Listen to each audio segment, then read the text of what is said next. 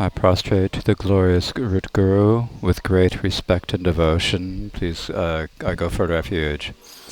In all times and situations, take care of me with great compassion. Your qualities are equal to the Buddha's. Your kindness is equal. I supplicate to the glorious, and I prostrate to the glorious Root Guru.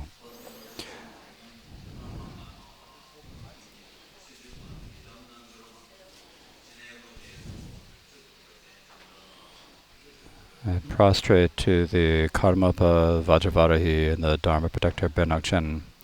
Glorious, precious great Guru, please sit in my throat on a lotus moon sea. Please care for me with great compassion and grant the siddhis of body, speech, and mind. All those of you in the 10 directions who are students of the Buddha, now I am showering the rain of Dharma. Please come here to listen. I should teach Dharma in every single, the languages of humans, the tongues of gods, the tongues of Nagas, Kumbhadas, and humans, and all the languages that beings speak.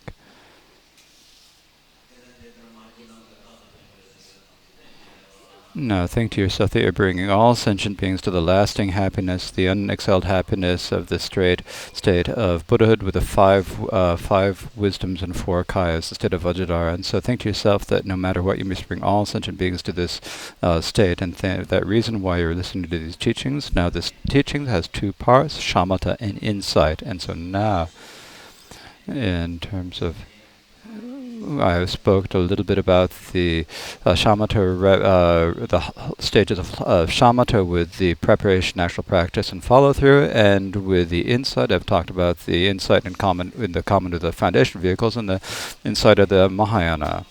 Generally, when we talk about insight, there are 3 different levels that are common with the foundation vehicle, the insight of the Mahayana, and the particular insight of the Vajrayana. So these are 3 levels of insight. Now the insight of the foundation vehicle is primarily meditating upon is primarily connected with impermanent suffering, emptiness, and selflessness. And the Mahayana is related primarily with the 2 types of selflessness, the selflessness of the egolessness and selflessness of phenomena. And so this is the primarily coming to prove the emptiness that is free of elaborations, that is the union of appearance and emptiness. This is the particular emptiness of the premise of appearance and emptiness, the great emptiness of Mahayana. Then in the secret mantra Vajrayana, we have the creation phase, completion phase, and the particular insight of Mahamudra and so forth. And so in terms of the creation phase, generally, first we need to determine the emptiness of the common vehicles and of the unelaborate nature of all phenomena, and then we need to rise in the nature of the deity, the luminosity rising in the nature of the deity. And when we meditate upon the creation phase, then it is like a reflection in a mirror. It is like a rainbow in the sky. It is like a dream. We meditate upon that way. When we meditate upon the front visualization, self-visualization in this way, visualizing the deity in this way is like when we meditate upon the form of the deity like a reflection in a mirror as being clear and empty. This is the emptiness of the object. And when we are resting with that with our awareness, then that is shamatha. And when we have these 2 together, this is the union of insight and shamatha. And so when you're rising in emptiness, we first rouse bodhicitta,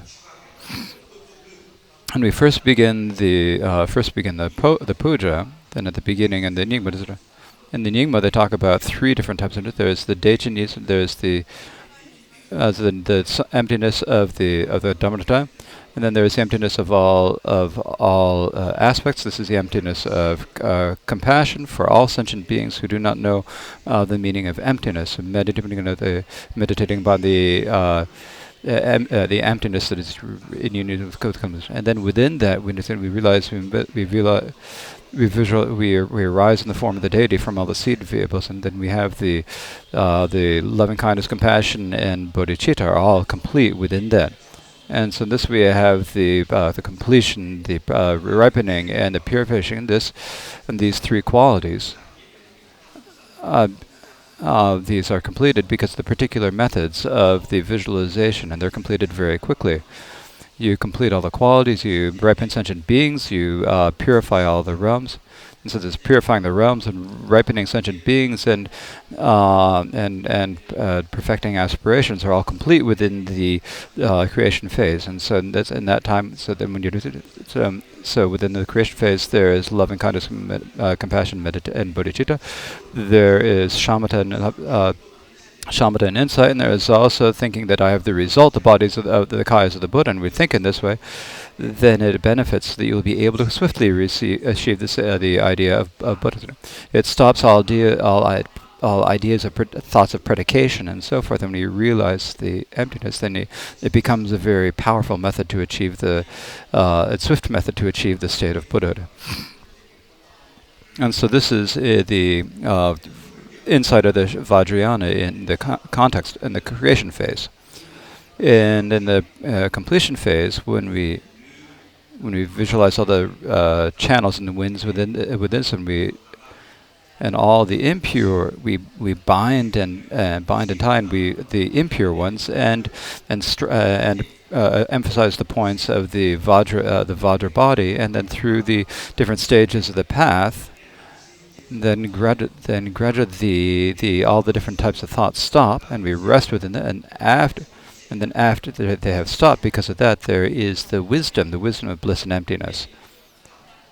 And this is the path of the analogy. And then because of that, then the actual wisdom arises, and so that is the actual insight. Meditation arises quickly. It's a very fast. Then during the path of liberation of Mahamudra. With Mahamudra, there is a Sutra Mahamudra, there is Tantra Mahamudra, and there is the Essence Mahamudra. But generally, the most well known is the Sutra Mahamudra. These are taking the meaning taught in the King of Samadhi Sutra, and combining all the points about Buddha nature taught in the Sublime Continuum. And and then we practice the union of the rivers of the Kadampa and the Mahamudra, the Gampopa did. So, in order to make make it easy for students of all capabilities to practice, we engage in the sutra. So we go through the preliminaries of the four common preliminaries, the four thoughts that turn the mind, the four special preliminaries of refuge and bodhicitta, vajrasattva, mandala, and guru yoga, and then we engage in the special, and then we engage in the particular preliminaries of the causal condition, objective condition, immediate condition, and so forth, and causal condition. We genders, and then the Lama points out the math, and then we look at it, and then we can recognize in terms of the emptiness, recognize in terms of the mind in motion, recognize in terms of staying, recognize in terms of appearances, and recognize it while the thoughts are occurring, and at these finds the nature of the mind, the co-emergent wish, and the luminous Mahamudra. This is a method to realize this. When the Bhagavan Buddha awakened Buddha, when he said, deep peace and elaborate, luminous, non-compound, like nectar it is this Dharma I have found. Whomever should teach it would not understand it. So without speaking, I'll stay in this wood, he said. And so he said this. Now there's no difference in terms of the object, emptiness of the object being free of elaboration. There's no difference. But in terms of the different methods and working with the subject, then the Mahamudra becomes a special method. And that's the Sutra Mahamudra. And then the Tantra Mahamudra is meditating on the 6 yogas of Naropa and so forth, and then producing and then we achieve the residue of the wisdom of bliss and emptiness. Now the Essence Mahamudra is that because of the method of the Guru's pith instructions, the unadulterated co-emergent wisdom that is currently with us is because of the method of pointing it out. This, when we recognize it, that is the essence Mahamudra. This essence Mahamudra. You need to first have the investigations of the sutra path.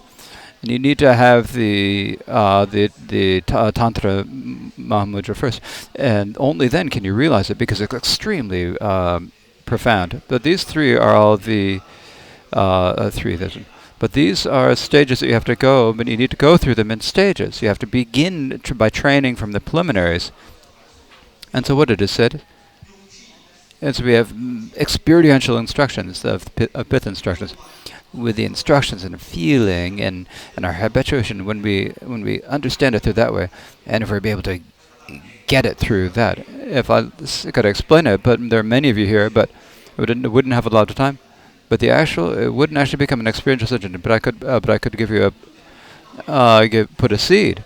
And if you continue to practice, then at some point, definitely you'll achieve this. And at some point, you definitely will pacify your afflictions. And if you practice these instructions of the the practices of the pith instructions, they have really particular blessings and particular lineage. In our Tapo Kagyu, we have the particular lineage of meditation and practice.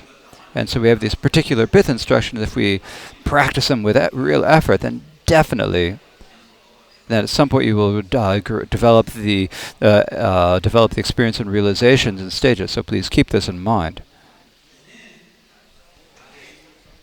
So today, and this is our last session, and so here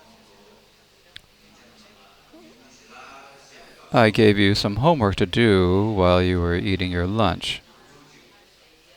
I gave you this homework, right? Do you remember what it was? What was it? Huh?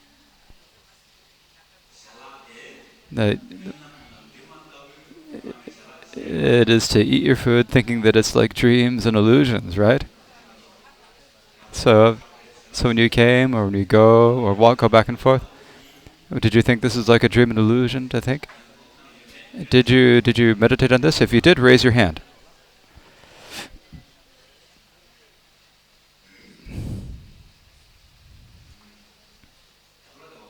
There are many in the back. Once again, raise your hands. Okay, very good. That's meditating.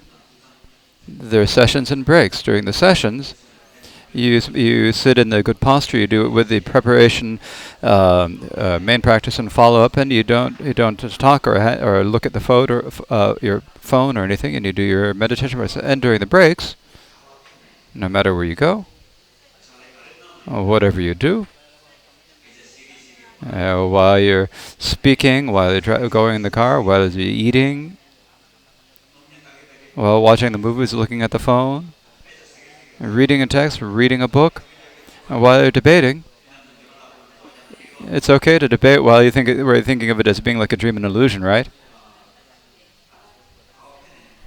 So no matter where you go, you can meditate. You can think it's emptiness. It's like dreams and illusions. Okay, now, what I taught you this morning, we'll bring it in. If we bring it to experience and meditate upon, there are two stages. There's resting and meditation. There's analytics meditation. There's two stages. Now, the resting meditation is, as I said, as when I said this me, this feeling of me, it's just always right there, very bright, right? It's a feeling or attachment. This thought of ego clinging. And if you look at it, it's not really anything. It's not, right? And if you don't find it, that's very good. If you rest within not finding it. If you find it, if you find that ego clinging, then looking at that resting, if you continue looking at it, First, the thought of it as being permanent, the thought of it being singular, the thought of it being autonomous. These thoughts will come up one by time, then they'll change. You'll see how it changes. You see that it's impermanent, how it has many parts, and how it's just the many different assembly of many different parts and things put together, and there is nothing solid and independent about it. It's interdependent. There's nothing autonomous about it. So it's for this reason it's impermanent, multiple, and it is dependent. And there's nothing autonomous about it. So this is, you look at this, you keep looking at this, then like with, you can see that your form aggregate has different parts, and then that has smaller parts, and then particles, and then molecules and atoms, and you can't even find those. It's empty of truth. There's no body. There's no mind. It's emptiness. There's nothing that you can point at and say, this is the mind. If you analyze and examine it, you can't point at it and say, this is it. There's nothing. Only when you leave it alone on a superficial level, relative on the relative level they appear. So on just a pre-analytic level, then they're there. But when you look at it, even though you can't find it, there's still the body. It's there. It's like a dream. It's like an illusion in nature, and it applies just like that. At the same time as you can't find anything truly existing, it appears clearly. Just like the years, months, and days, we can't find them. But even though but we can think about them. They're really clear in our minds. Right now is what Kajumunlam is it? It's the 30 what? 33rd? 37. Oh, that's been 37 years. You're counting them exactly, right? It says 37th Kajumunlam. The third day of the pre-Munlam teaching. But this is, actually, if we look at it and really investigate in detail, in every instant that has 64 parts, there's not even that. Other than that's you think that's something truly existent, but from the middle, when we look at it, analyze it with the middle way, you can't even find that, as we talked about this morning. Particles are even are not truly partless. There is no mind, truly existing time, and yet they can appear in the same way as dreams and illusions. Just like that iPhone in the dreams, it's not there, but it can appear. If you know that dream iPhone is a dream, then it doesn't disappear. It's there, but at the same time that it appears, there's no attachment to it as being true. And so that's knowing that if it's a dream like an illusion, if how that helps it, then the thought of me and our afflictions are pacified. So for that reason, so we're now going to sit there and go through these. We're going to do the analytic meditation, and we do this as analytic meditation. Sometimes we get a lot of fear when we meditate on emptiness. Sometimes it's said that you get a bit of fear, and this is actually good. And there's like this fear, and it's like that. And you feel like I'm going to lose me. That's good. And so, do you get afraid or not? Raise your hands. That's very good. If you've got the really strong fear, that's good. Some people get really excited, and it's going to be emptiness. Oh, it's great. Some blissful bliss and joy comes, and if that happens for you, raise your hand. That's also very good. For some people, when they look at it, it gets kind of blank. Oh, what is this? I can't find anything. And if that happens to you, raise your hand. That's also very good. When you look at the me, you did not find there's not anything at all. So that's good, isn't it? So no matter which of those happens, it doesn't matter. So all of you, please sit up straight. First, relax your mind. Just let it be. Let your mind be as you sit, while undistracted, without any support of your focus of thinking I'm doing this meditation or that meditation.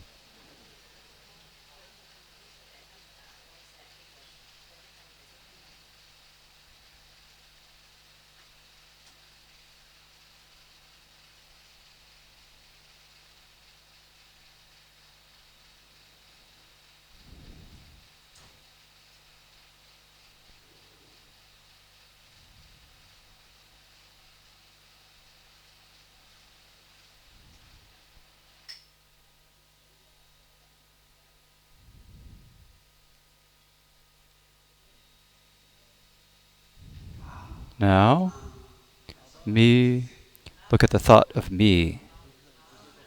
Me, me, look at that thought, me.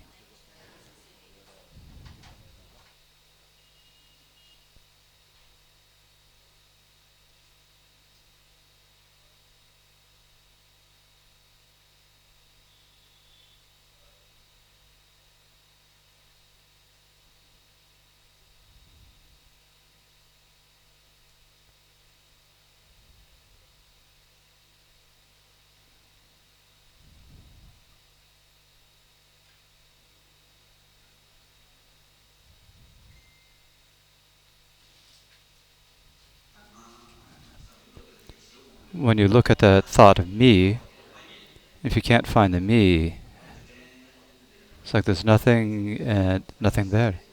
Then the mind then the mind goes into this non-referentiality, and at that point, the mind there's still awareness, and you can rest in the awareness for just a second. And if you rest within that, that can rest within that. It's very good.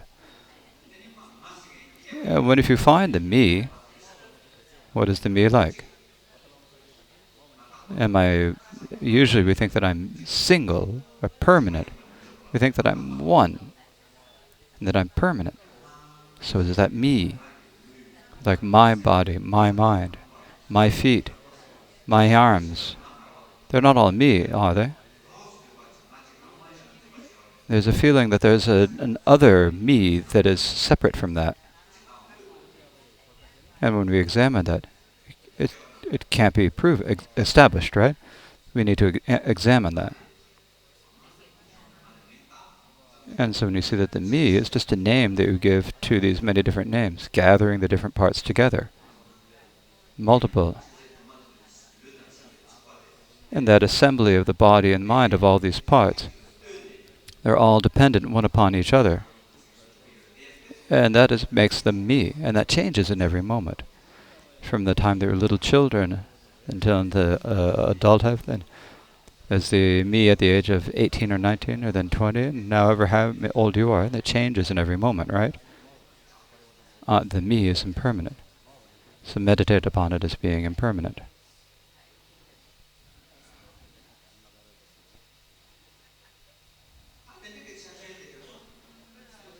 And if you look at each of the parts in order,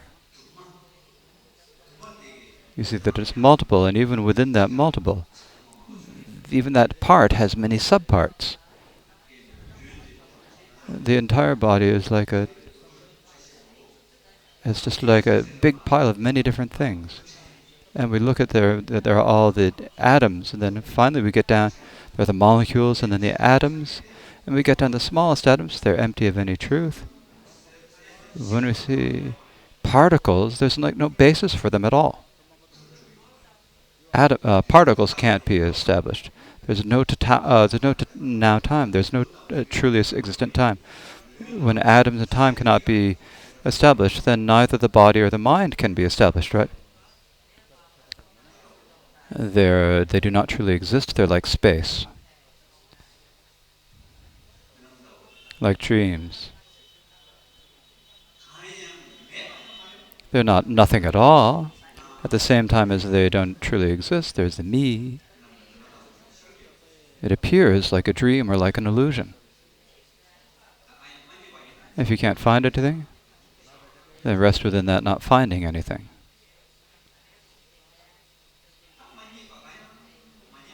When you can't find anything at all to say and you're resting within that,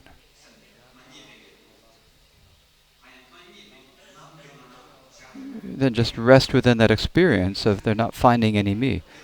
Within that, when you rest in placement, in resting meditation, just within the continuum of not finding anything, or the wake of not finding anything.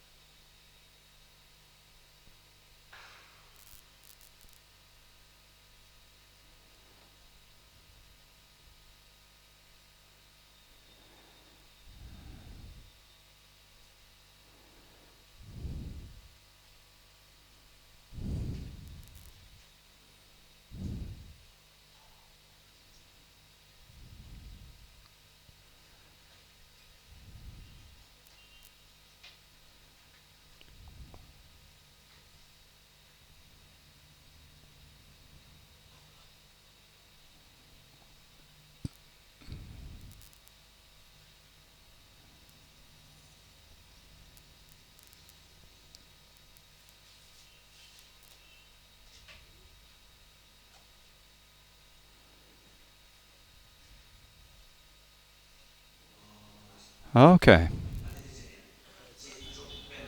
So in this way, we alternate between the resting and the analysis. You look for the me, and then if you don't find it, then you rest with it. If you find a me, then you gradually analyze it and see if it's if it's not singular, permanent, or autonomous, and then you see that this is all empty of nessus, and you rest with it. And when there's nothing that you can identify at all, then you just rest in the continuum of that, and you just rest with that, with the not finding anything. And you again rest in the placement meditation. Then you again do the analytic meditation. Then you again do the resting meditation. So you just go back and forth, alternating between. Then eventually they become unified. And then gradually all of the attachments and afflictions and all the ego clinging gradually get less and less and less. And then in the end, then you have understanding, experience, and abundance. Right now, we have these are the two stages of realizing emptiness. And right now, we have experience, and eventually, we go to the point where we have experience. And then, when we have understanding, the emptiness is basically a name or word, or it's like there are many feelings, there are many different feelings, and many things. It's like we're talking to ourselves. We think it's emptiness. It's like an illusion. And my friend, I can't find it. There's a lot of talking to ourselves of it. Then at some point, there comes a point when you lose all of the word universals and all of the meaning universals, and you have this like sort of experience of emptiness. Looking at it, and you see that it's like you're seeing that everything is like dreams or illusions, and that the stuff is like and you look at the me, there's like another something. Then you meditate, and then eventually you get to the point where you realize emptiness directly. And to give an example of that, right now, when we give a meditation about meditating on emptiness, when we look at the book, when we read about the Buddha, about the moon in the sky, we can read about the moon in a book. We can find pictures of them. There are pictures of the moon in the book, right? And we look at those, and we think that's the moon, right? And when we study in the book, we can learn about the moon, right? We can learn about the qualities of the moon, about its shape and color, how it waxes and wanes. We can learn all this from a book, right? But the meanings of the moon are they the actual moon or not? They're not. Raise your hand if you think they're not the actual moon. If you think they're the actual moon, raise your hand. They're not the actual moon. They're just drawings, right? But you can learn a lot about the qualities of the moon from it. And so when we meditate upon emptiness and insight, we're still not able to realize the actual emptiness. And so we're practicing emptiness, the question of emptiness. And now until we have reach the path of joining, then we have this. And eventually we get to the point where we have some experience. At some point you go to, like when you're looking down in water, you can see the reflection of the moon in the water, right? And you see that reflection of the moon is better than the drawing, or is it or not? It's very clear. It's luminous. It's very clean. However, is it the actual moon? Is the reflection of the moon on water? Is that the actual moon or not? It's not. So that's experience. This is the analogy.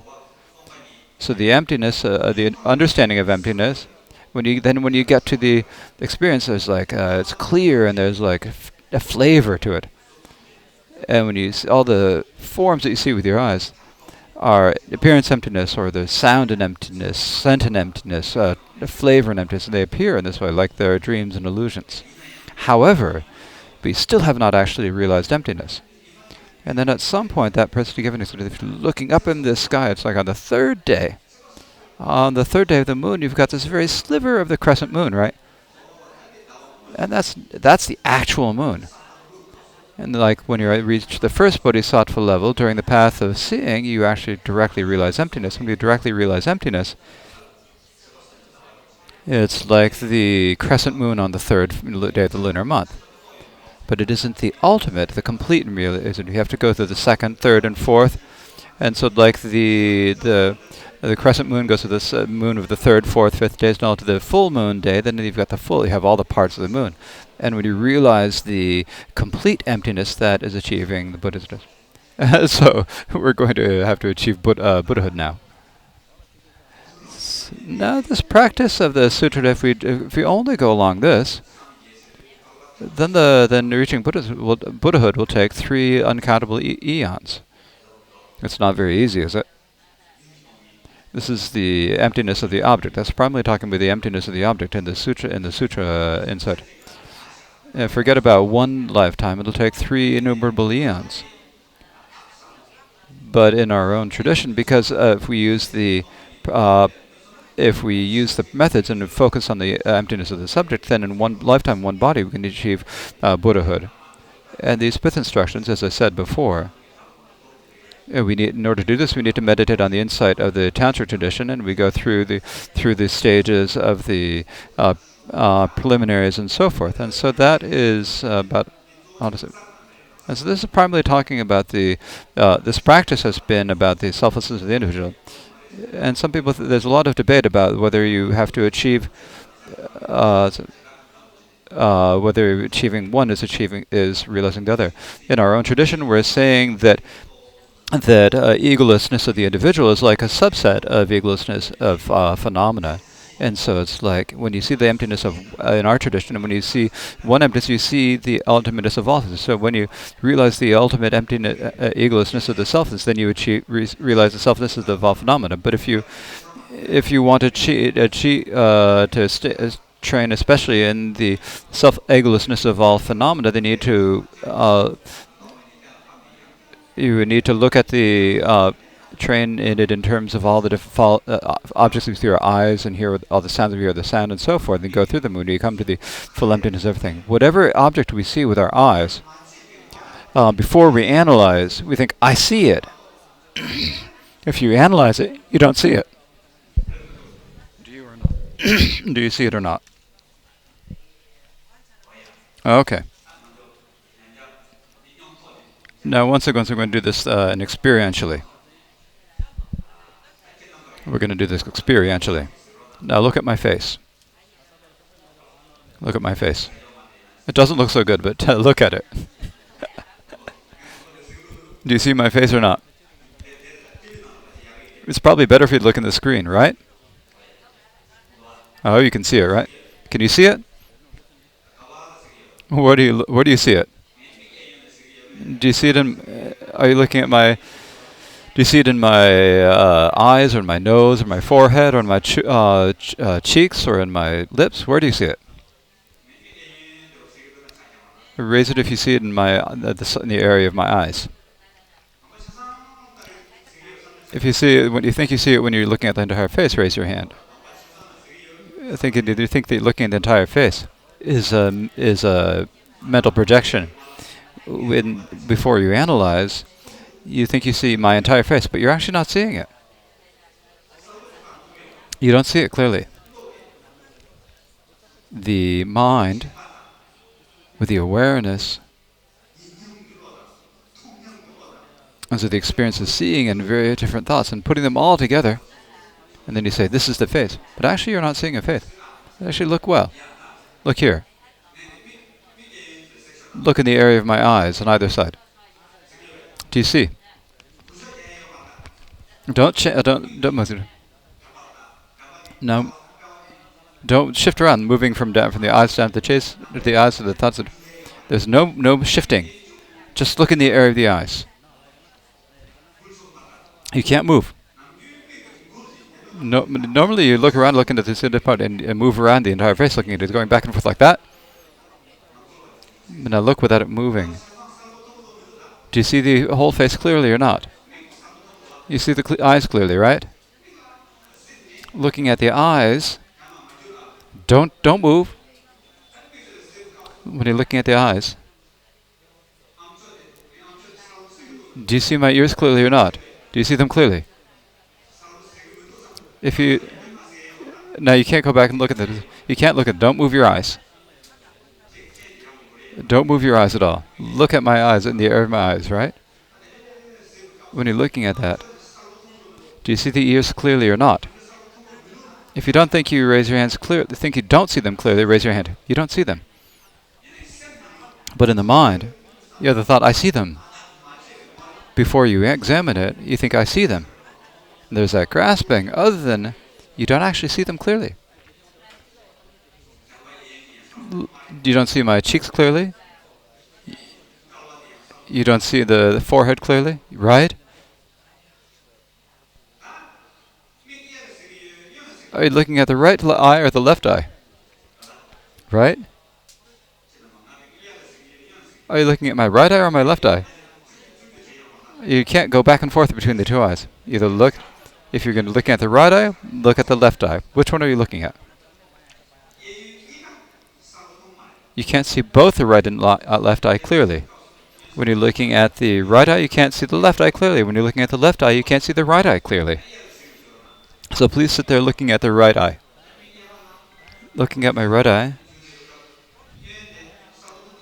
Do you see the left eye clearly or not?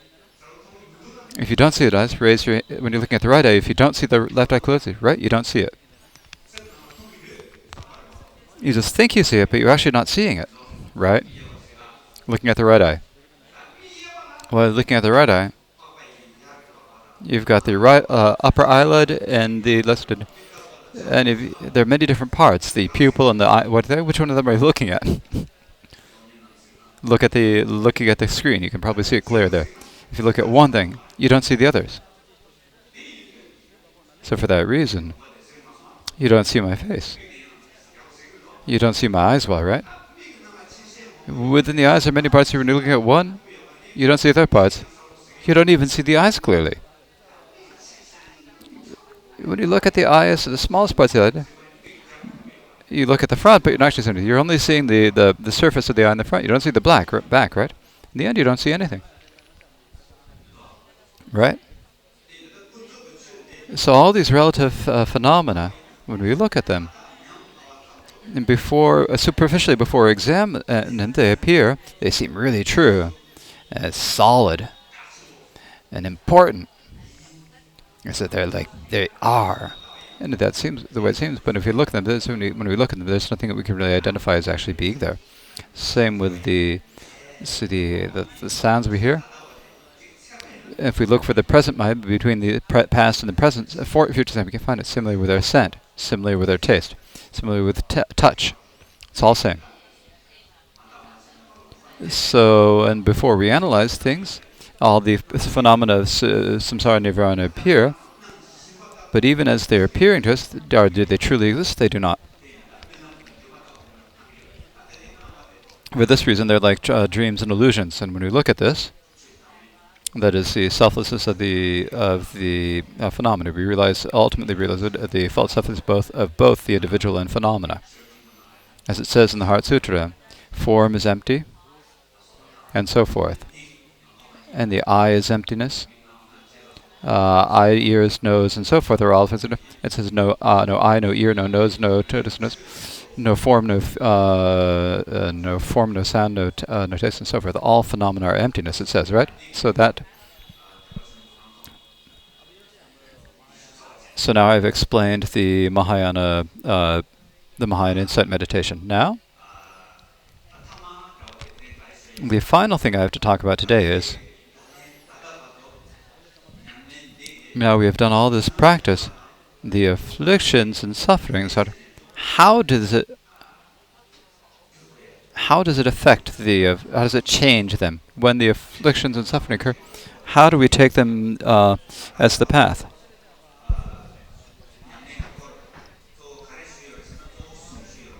Now, in terms of the meditations book, I've talked about primarily three. I've talked about insight,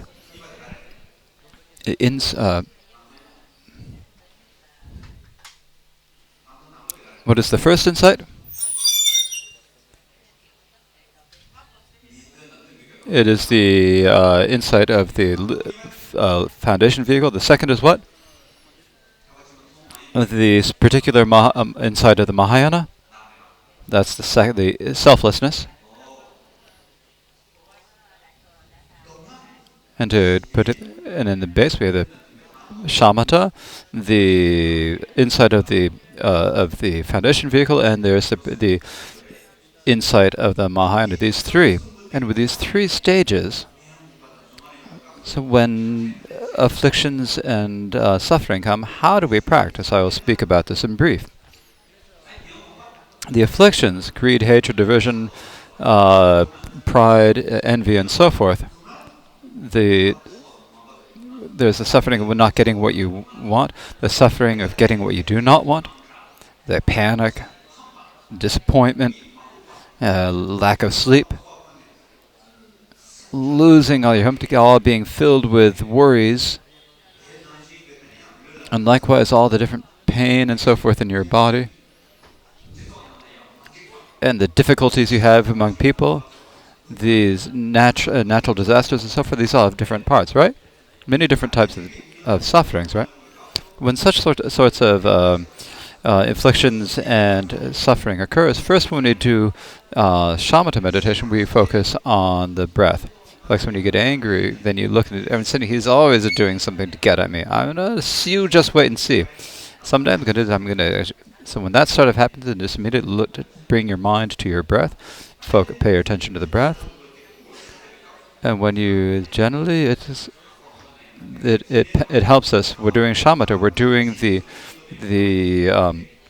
it suppresses the coarse affliction. So it helps with that. It doesn't eliminate the sort, but it helps with this. And similarly with greed, hatred, delusion, and so forth, whatever. In the shamatha, we immediately bring ourselves to the breath. And if we get into this habit, then when an affliction happens, then we'll have the habit of always looking directly at the breath. And then when suffering occurs, and we have many pains and suffering in our mind, and we come to different adversities and obstacles, and we get upset and something. Then we don't wail with our breath. We think to ourselves. When affliction, when we practice, we think we'll think to ourselves, oh, I have a great opportunity to practice, and so. And so when you look at this, and this will help to eventually suppress the affliction. So this is altering it through the shamatha metta. The second is through how do we take the afflictions of the path when we're practicing the inside of the foundation vehicle? When the afflictions, such as greed, hatred, delusion, and so forth, and the suffering occurs, then you look at the feeling itself. Look at the sensation. When there is when you have a thought of anger, then look at that. Then you lose it, right? For some people are able to look, right? If you're able to look at it, then you're not coming under the control of the affliction, right? If you're looking at it in terms of specific characteristics, in terms of the universal characteristics, as I said before, the afflictions have many different parts. There's the object. There's this words. There's the feeling. There is many different parts. And if all these different parts, and when you look at all of these different parts, the affliction becomes like a cloud. If you're looking at a cloud from far, it seems like a big thing, but inside it's empty. And so we look at it in this way. You can do this with envy. You can do it with pride. When you've got fear in your mind. When you're bored, you can look at it. When you're about to fall asleep, you can do it. When you're looking at the affliction, you see that it's got many parts, it's impermanent, it's multiple, and you don't need to eliminate it.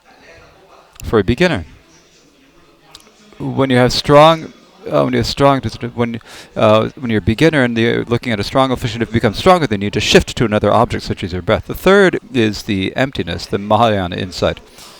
When you're looking at how do you take the afflictions and suffering as a path in the Mahayana insight, then when the afflictions and suffering occur, then who is it occurring? Who are these affliction and suffering? How does it know?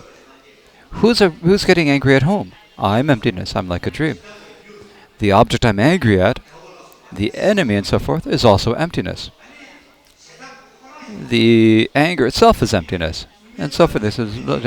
It's like a dream person getting angry at another dream person. And that's not true, is it? It doesn't truly exist, right?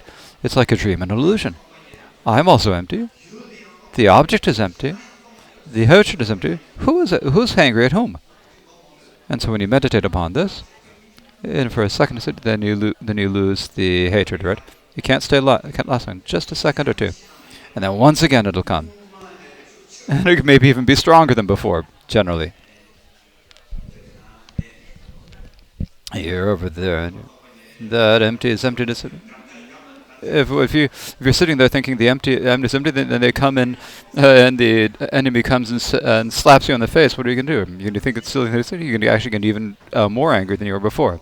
And once again, you look at the emptiness, then the angry then settles or becomes subdued. Similarly with hatred or pride or envy or so forth, it's all the same. So now we're going to meditate upon this now. We've already meditated upon the shamatha and the four foundations of mana, so now we're going to talk about in terms of the emptiness. So I don't know whether you have any afflictions or not.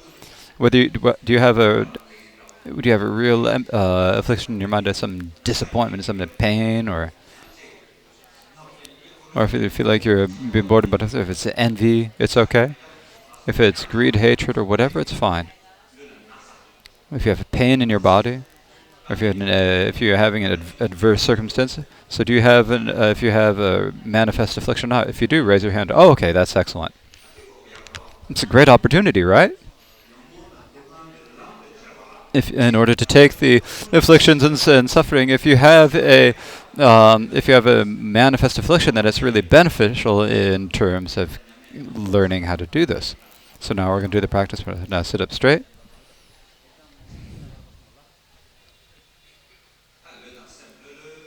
Relax your body and mind.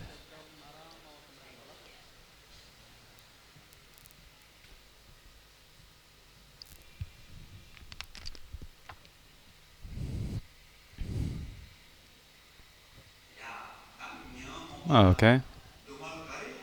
What other affliction or pain or suffering you have, now identify it. Now identify it with your awareness as you sit. You don't need to stop it.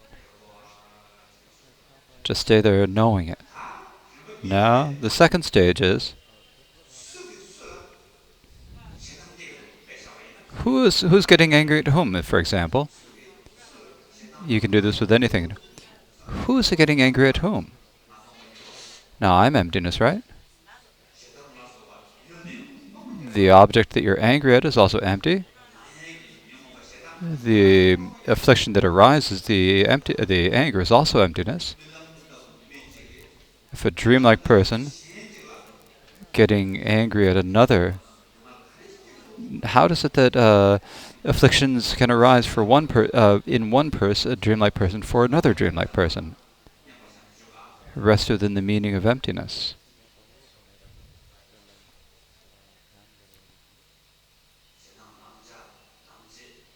The anger, what arises, what produces it, none of it exists.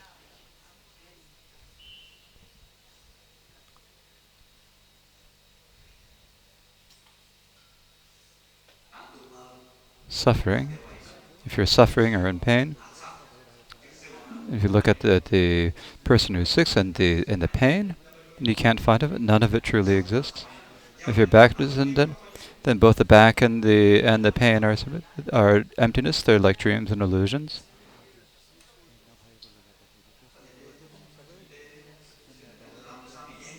Then you do this, and then you'll immediately get distracted. You can't rest for a long time. The attention, it's already gone off someplace else. We don't know. You've already forgotten. You've forgotten that you're meditating. So once again, look at the meaning of emptiness.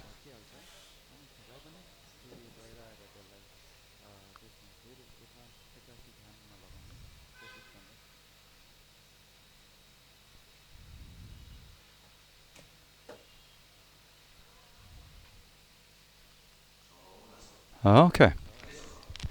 How was that? Was it good? Did it go well or not? If it was okay, then if you think it was okay, then raise your hands. Oh, very good. And so in this way, the afflictions and the suffering, in order to take them as path, we've got three methods. We've got doing it through shamatha, looking at the breath, and the inside of the foundation vehicle, looking at the specific and universal characteristics, looking at the specific and general characteristics of the suffering and the afflictions, and then the Mahayana instead of looking at meditating on the self. And now it said you need to do these in alternation. Sometimes there's more benefit to look at the breath. But if you're only looking at the breath, then you get bored with it. and it might still you feel like chest, and you feel you might get if you only think about the breath. So then you start get really have no desire to look at it, and you have to move to something else. Look at the feelings, the body, some mind. Look at the body, mind, feelings, and so forth. And you think that you begin to get more excited about that. And when you've done more practice, then you can get some dullness, torpor, and agitation. You're going to get bored again. So then you need meditation on emptiness. And you cycle through these different practices, and then each helps the other, as it is said. One will help enhance the other. The shamatha will enhance the foundation vehicle insight. That will then enhance the emptiness of the Mahayana insight. That will then help your shamatha. So each will help each other, and then gradually, within your mind, the experiences and realization will develop within your brain if you continue. So please continue practice. And if you do this, then you will achieve liberation and peace and within your mind, and you'll automatically develop living kindness and compassion. The prajna of realizing emptiness and and selflessness will realize generally will automatically evolve, and it'll be beneficial for yourself and beneficial for others. So now we're going to leave it here in this last session. So now, this afternoon, up to now, we're going to dedicate all the virtue of teaching and listening to the Dharma, and this virtue, we're going to we should dedicate it so that His Holiness the Dalai Lama, the Gyalwang Karmapa, our root Lama, the 17th Karmapa, all the masters of all lineages, so that they all may live for long times. We should dedicate it so that in the world that all of the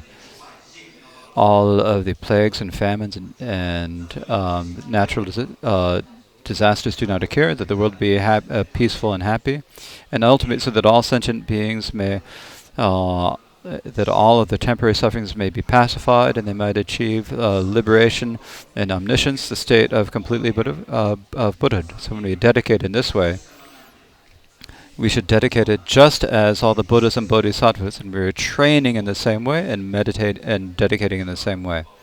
And please recite the Jampal Pao.